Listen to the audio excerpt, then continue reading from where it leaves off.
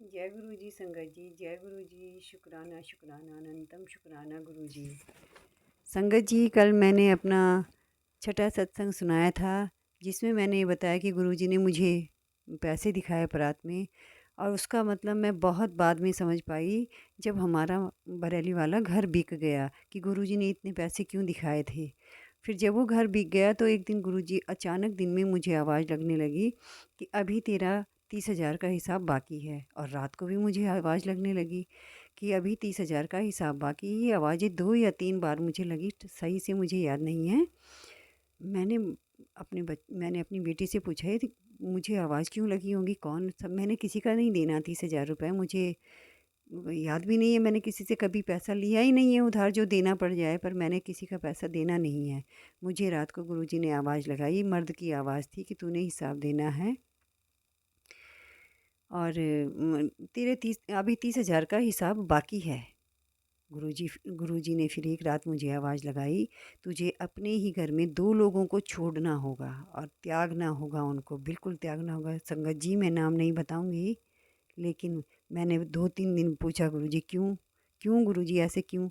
गुरुजी ने बोला, तुम्हें सत सत धीरे धीरे सब पता चलने लगेगा कि तेरे पक्ष में कौन है और कौन तेरी बुराइयों के पीछे पड़ा हुआ है, इसलिए तू उनको छोड़ छोड़ छोड़। 3 बारी बोला और 3 दिन बोला। फिर तीसरे दिन मैंने कहा, गुरुजी मैं आपके चरणों में गिर गई, मैंने उनको छोड़ दिया, जैसा आप चाहो वैसा करो। और मेरे मन से उनके लिए कोई भावना नहीं उठती, मैंने उनको छोड़ दिया। और ये सत्संग मेरा इतना ही है, यहीं तक है। और वो जो 30,000 का हिसाब है, मैं कल के सत्संग में सुनाऊंगी। आज का सत्संग मैं यहीं पे विराम करती हूँ। जय गुरु जी, जय गुरु जी। शुक्राना अनंतम अनंतम शुक्राना गुरु जी।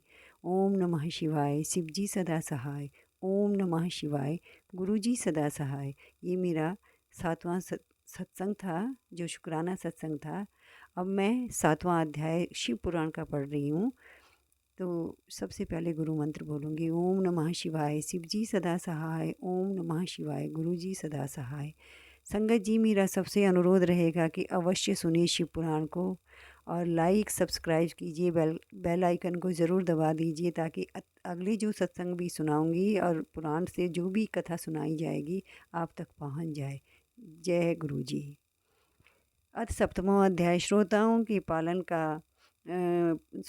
पालन करने योग्य नियमों का वर्णन। शौनको वाचा, सूत सूता महाप्रज्ञा धन्यस्तम सब शैव पंगवाम शावीतेवं कथा अस्माकम् अद्भुतेयं स्वभावहां पुंसां शिवा पुराणस्य श्रवणवर्तिनं मुनिं सर्वलोकहितार्थाय दयया नियमं वदाम।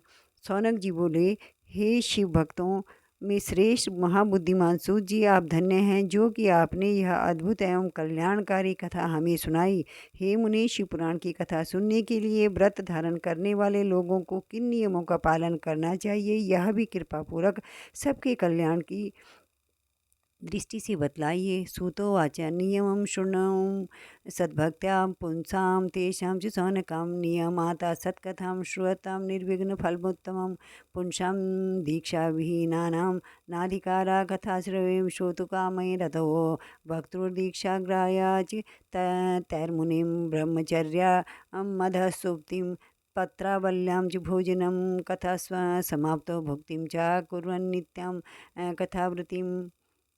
सूत जी बोले, ही सौनक, अब शिव पुराण सुनने का व्रत लेने वाले पुरुषों के लिए जो नियम हैं उन्हें भक्तिपूर्वक सुनिए। नियम पूर्वक इस श्रेष्ठ कथा को सुनने से बिना किसी विघ्न बाधा के उत्तम फल की प्राप्ति होती है। दीक्षा से रहित लोगों का कथा श्रवण में अधिकार नहीं है। अतः मुनि कथा सुनने की इच्छा वाले सब लोगों को पहले कथा वक्ता से दीक्षा ग्रहण करनी चाहिए। कथाव्रती को ब्रह्मचर्य से रहना, भूमि पर सोना, पत्तल में खाना और प्रतिदिन कथा समाप्त होने पर ही अन्न ग्रहण करना चाहिए। आसामाप्तां पुराणं हि सुमीपुष्य सुशक्तिमान् शृणुयाद् भक्तिता शुद्धा पुराणं शैवमुत्तमं घृतापानं पयापानं कृत्वा वा शृणुयात् सुखं फलाहारेण वा शुद्धमेकं भुक्तं च मेदभुक्तं न वा हिता एकवारं हविष्यान्नं भुञ्जते देता तत् कथावृत्तिं सुखासाध्यं यथा स्यात् क्षुण्णं कार्यमेव च भोजनं सशूकरं मन्ये कथास्तु श्रवणाप्रदं नोपवासे वरश्च स्यात् कथा श्रवण विघ्न कृता। जिसमें शक्ति हो वह पुराण की शाब्दिक उपवास करके शुद्धतापूर्वक भक्तिभाव से उत्तम शिव पुराण को सुने, घृत अथवा दुग्ध पीकर सुखपूर्वक कथा श्रवण करे तथा अथवा फलाहार करके अथवा एक ही समय भोजन करके इसे सुनना चाहिए। इस कथा का व्रत लेने वाले पुरुष को प्रतिदिन एक ही बार हविष्यान्न भोजन करना चाहिए, जिस प्रकार से कथा श्रवण का नियम सुखपूर्वक पालित हो सके वैसा ही करना चाहिए। कथा श्रवण में विघ्न उत्पन्न करने वाले उपवास की तुलना में मैं कथा श्रवण में शक्ति प्रदान करने वाले भोजन को ही अच्छा समझता हूँ।